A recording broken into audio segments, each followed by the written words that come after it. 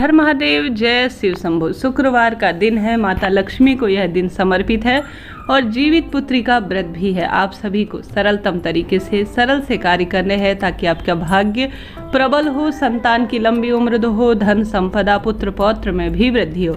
कैसे करना है ध्यान से सुनिए।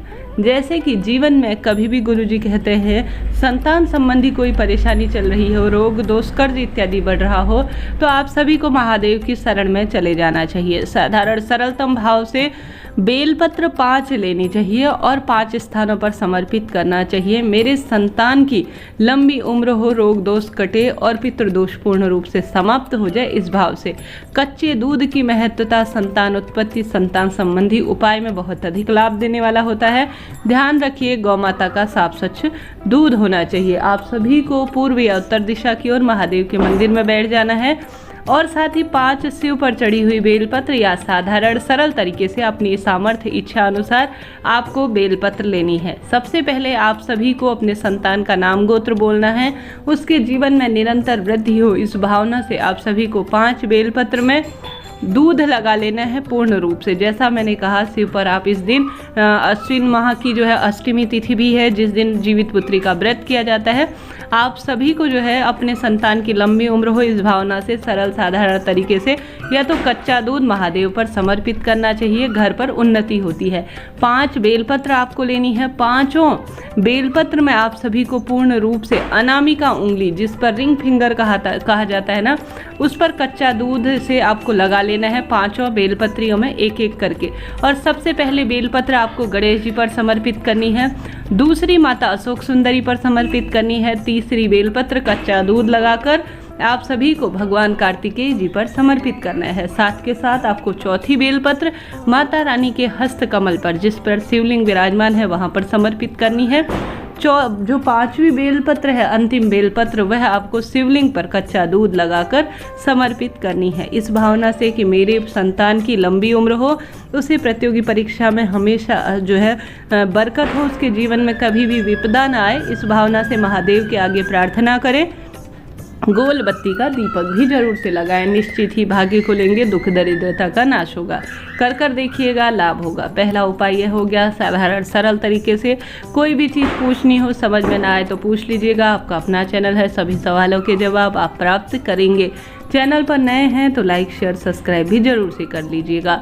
अब बात हो गई पहले उपाय की, बात कर लेते हैं दूसरे उपाय की। दूसरा उपाय भी काफ़ी सरल है, जीवित पुत्री का व्रत के दिन आप कर सकते हैं, साथ ही अष्टमी तिथि है, उस दिन अपने आप में दुर्लभ संयोग में यह उपाय फल देने वाला होगा। गुरुजी कहते हैं जो यह इन दिनों पितृपक्ष चल रहा है, श्राद्ध पक्ष है, आप सभी को पिपलेश्वर महादेव का नाम लेते हुए पीपल वृक्ष की जो है छाल को निकाल लेना है। ठीक है, छाल को निकाल लिया, हल्का सा छाल निकाल लीजिए। पिपलेश्वर महादेव का नाम लेकर पीपल वृक्ष की जो छाल है उसे मिक्सी में भी पीस सकते हैं, चाहे तो किसी पत्थर पर रगड़ कर, गंगा जल मिलाकर रगड़ेंगे ना, तो आपको जो पिपलेश्वर महादेव का स्मरण करते हुए छाल से चंदन प्राप्त हो जाएगा। पीपल वृक्ष की छाल से बना हुआ यह चंदन आपके भाग्य को प्रबल कर देगा। आप सभी को यह पीपल वृक्ष की जो छाल है उससे बने हुए चंदन को अपने रोग मुक्ति के लिए, संतान उत्पत्ति के लिए, धन संपदा में वृद्धि के लिए और साथ ही कर्ज इत्यादि मुक्ति के लिए, सभी कार्यों में वृद्धि के लिए पीस कर जो है महादेव का पूर्ण रूप से लेपन करना है। घर के मंदिर में भी कर सकते हैं, शिवलिंग है, महादेव के मंदिर में भी जा सकते हैं, वहाँ पर भी लेपन किया जा सकता है। लेपन करने के बाद आप सभी को जो है या तो आप लेपन करें तो पूर्ण रूप से शिवलिंग पिंडी का लेपन करने के बाद उस पर त्रिशूल की भी आकृति बनाएं, साथ आप महादेव के नेत्रों की भी आकृति बना सकते हैं, ओम भी लिख सकते हैं, इच्छा आपकी है, आप महादेव का कितना सुंदर श्रृंगार करना चाहते हैं। चाहे तो आपको कम मात्रा में यह जो है पीपल वृक्ष की छाल जो है प्राप्त हो पाती तो आप इसमें चंदन भी मिला सकते हैं, यह पीपल की छाल का चंदन ही कहलाएगा, कोई दिक्कत की बात नहीं है। निरंतर पिपलेश्वर महादेव का ध्यान करना है, इससे शनि संबंधी, राहु संबंधी, पितृदोष संबंधी सब परेशानियां दूर हो जाएंगी। इसके बाद आप सभी को सिर पर चढ़ी हुई थोड़ी सी जो पीपल वृक्ष की छाल का चंदन है ना, सिर पर चढ़ा हुआ है, उसे उठाकर लेकर आ जाना है। उठाकर लेकर आने के बाद अपने बच्चे के मस्तक पर तिलक लगाए, स्वयं भी तिलक के रूप में धारण करें। बच्चा जहाँ पर पढ़ाई इत्यादि करता है उसके जीवन में एकाग्रता हो, रोग दोष कर्ज बढ़ता चला जाए, जीवन में धन संपदा की कमी ना हो, इस भाव से आप सभी को सरल सा कार्य करना है। कर कर देखिएगा, निश्चित ही लाभ होगा। शिव मंदिर में गए हैं तो आवश्यक रूप से आप सभी दीपक भी लगाइएगा। यह बात हो गई 2 उपाय की जो सरलतम भाव से आप कर लेंगे, मैंने बताने का प्रयत्न किया। इन उपायों को हालांकि आप किसी भी दिन कर सकते हैं, कोई दिक्कत की बात नहीं है। पहला उपाय भी किसी दिन किया जा सकता है, दूसरा उपाय भी जो बताया मैंने पिपलेश्वर महादेव का, वह भी शनिवार के दिन भी लाभ देता है। शुक्रवार का दिन है तो उस दिन भी लाभ देगा। कहने का अर्थ है इन दिनों किसी भी दिन, क्योंकि पितृपक्ष चल रहा है, लाभ ही देने वाला होगा। बात हो गई 2 उपाय की, अब बात कर ले हैं तीसरे उपाय की। तीसरा उपाय, शुक्रवार का दिन है, आप सभी को गुरुजी कहते हैं बेलपत्र वृक्ष की जड़ में गोल बत्ती का दीपक, मेरे घर पर धन लक्ष्मी का आगमन हो, रोग दोष कर्ज कटे और सदा सर्वदा पितरों का कृपा बनी रहे, इस भावना से दीपक लगाना है। महादेव के मंदिर में लगाना है, साथ ही माँ तुलसी पूजित है वहाँ पर दीपक लगाना है, साथ ही पितरों के नाम की लंबी बत्ती का भी आप सभी को दीप प्रज्वलित करना है। बस दीपक के यही उपाय पर्याप्त हैं। अब बात कर लेते हैं अन्य उपाय की। शुक्रवार का दिन है, धन लक्ष्मी के रूप में देवी मैया हमारे घर पर विराजमान है। माँ तुलसी के आगे ओम तुलसी देवी नमो नमः या ओम नमो भगवते वासुदेवाय, इस महामंत्र का जाप करते हुए आप सभी को मात्र 11 दाने चावल के लेने हैं। और चावल के दाने लेने के बाद उसमें 1 चुटकी हल्दी डालनी है। ठीक है, डाल लिया।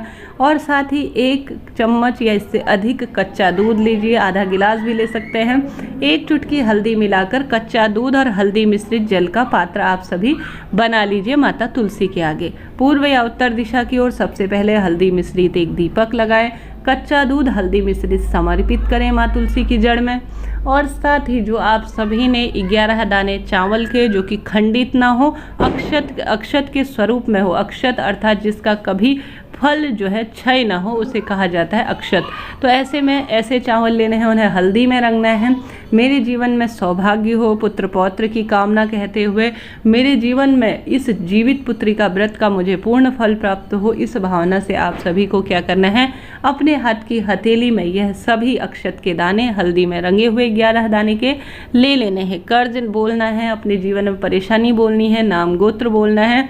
एक एक करके 11 दाने चावल के माँ लक्ष्मी के स्वरूप में आप माँ तुलसी हैं ऐसा कहते हुए आप सभी को अक्षत के दाने 11 जो तुलसी माँ की जड़ है उसमें समर्पित कर देने हैं। बस सरल सा उपाय है, करके देखिएगा, लाभ मिलेगा। अपने आप में जीवित पुत्री का व्रत संतान की लंबी उम्र, रोग दोष कर्ज में सहायक है, धन संपदा में वृद्धि करने में सहायक है और सदा सर्वदा कल्याण करता है। शास्त्रों में महाभारत काल से इसका वर्णन मिलता है, अपने आप में अद्भुत है। कर कर देखिएगा। हर हर महादेव।